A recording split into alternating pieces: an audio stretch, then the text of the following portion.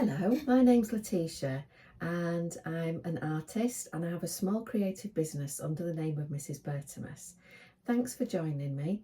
I thought it would be a good idea to do a kind of top tips on sketchbooking, also how to handle sketching in public places and things like that. First of all, my kit. So if I'm going out and about, what I find really useful is to have some kind of case that's big enough to put the sketchbook in and the bits and bobs, and I try not to take too many materials because this can literally just go into my bag, and if I think I might use it, it's easy enough to pop in. Tip number one, take your sketchbook out as much as possible, because even if you don't use it, it doesn't matter. But if you sat and you've got 10 minutes in a waiting room, you can literally get it out your bag and off you go. Now, as you can see, I love these little Moleskine sketchbooks.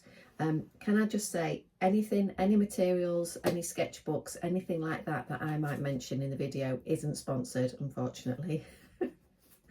Yeah, so these are all my own recommendations. My personal favourite are the Moleskine. I really love the super smooth paper. It's thick, and I also like it because it's a kind of off-white cream colour, but that's just a personal preference. And also I'm a sucker for an elastic band thing. Makes me feel really efficient. The other bits of equipment if I'm going out to sketch are a pencil sharpener. I try and make sure it's a pencil sharpener with a kind of built-in bin, because if you're in a museum or a place, you don't want to be leaving pencil sharpenings all over the shop. And this is where I next come to my other favourite thing that I love to use, are the black wing pencils. Again, not sponsored. I love these. I think they're really velvety. They create a really rich line.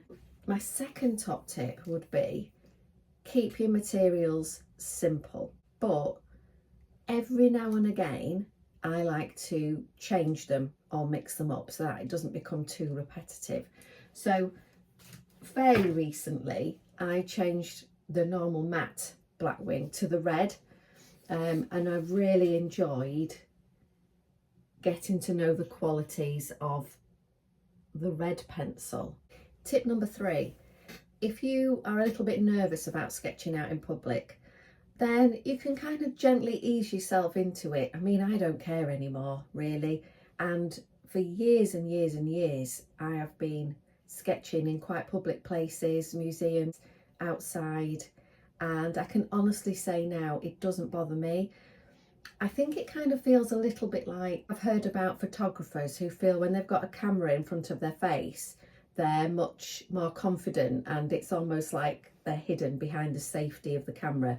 I feel a little bit like that when I'm sketching. However, I can understand when you first go out and about, you might feel a bit self-conscious. So it's sometimes where you sit is really important. So you might want to, if you're feeling a bit less confident, you might want to sit with your back to a wall, so that you haven't got that feeling that someone could walk behind and look at what you're doing. Tip number 4 is pick and choose. So if you're in a place like a gallery or a cafe, you don't feel as though you have to draw the whole scene that's in front of you in the places where it should be. This is your sketchbook, so you can do it however you like.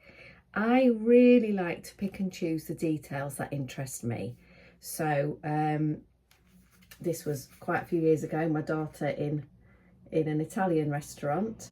I really loved the shape of the coat and how it kind of blended into the chair.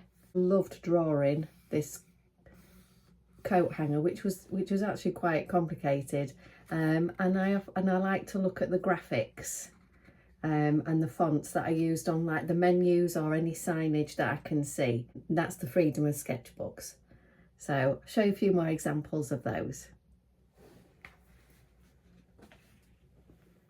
Tip 5, big shapes and scribble direction. So if you're drawing things that are going to move quickly. Try and get the basic shapes in first. Things like hoods and strongly shaped clothing really helps. You don't even, I mean, here I've not even really drawn the figure. I've drawn the shapes that I can see on the clothing, and the lines that you scribble, just think about the direction of the lines that you're using and it will help suggest form really quickly. You can see just the direction of the line helps suggest different planes and different depths and directions. Also, if you're looking at people, especially people from a distance, like in this example, try and look at them as though you're an alien and you are just drawing them as an abstract shape. Don't kind of think of it, for me it's not helpful to think of it as like a head, body, arms, legs. I try and draw the actual shape, the whole of the body. Tip number 5, don't be frightened of space. Use the double page spread as well as single pages in your sketchbook. Leaving space can really help suggest mood and atmosphere, and I quite like how kind of silent and still, quite moody this sketch is. So it's not always about what you're drawing, but also what you leave out. Tip number 7, intersections are your best friend. So what I mean by that is, if you're looking at a figure or a subject within a space, if you look for things like picture frames or edges of walls, or even if you divide up that space yourself, what will really help is that it creates again these abstract shapes that kind of confuse your brain, so you're not again drawing what you think you see. And once you pop in some intersections, you're also creating negative shapes. So if you draw this shape instead of the figure, I find you will draw much more accurately. It also really helps you work out difficult bits of drawing. So this leads me on to tip number 8, which is negative space. Negative space is your best friend. You can see here I've found lots of intersections, edges of tables, windows, walls, floor, and when I've found a really useful intersection which then creates a defined negative shape, so these intersections kind of contain that negative shape, and I've drawn it in, I've then defined it with a really strong line, and that almost locks in the rest of the drawing. I don't do it for all of the lines and the negative shapes, but the really important ones. So here, this beautiful shape, the edge of the foot going in and down the side of this chair, is such an unusual shape that once I've drawn it, it really helped me describe this very awkward little bit of the drawing.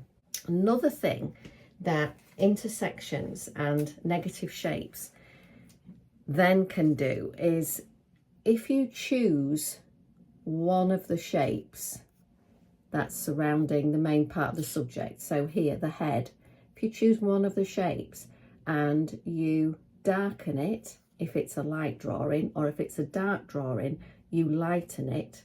Just choose one, and if you're not sure, you can always squint and just see where the light is darker or lighter.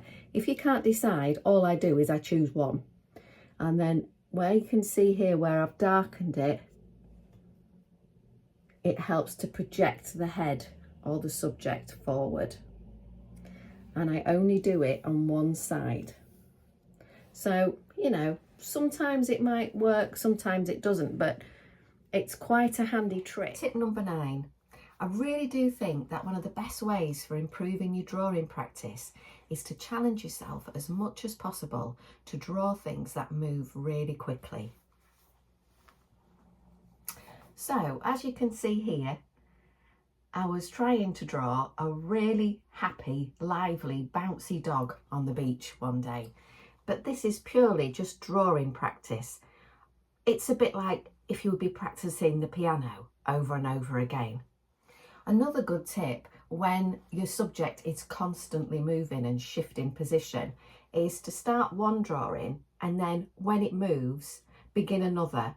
And if it moves back to the similar position, go back to that one. And you can actually have 2, 3 or 4 drawings on the go at the same time, and you can kind of shift from one to another, and it really sharpens your kind of eye-hand coordination. This is an example of a kind of speedy drawing. Not as speedy drawings as the one I've done before, but this was just drawing one of my family's lovely dogs. And so, you know, I've started this drawing here, then I've drawn his paws, then he moved again, and underneath is a very rough drawing. So also layer your drawings. Don't be frightened of overlapping your drawings. Thanks ever so much for watching, and if you've made it this far, you deserve one of these. And can I ask, if you've got any sketching tips to share, please pop them in the comments below. That would be fantastic. And also if there are any particular tips in the film that you found useful, please could you let me know? I'd really appreciate that. So thanks ever so much again. See you later, Chuck. Bye. Tip number 9.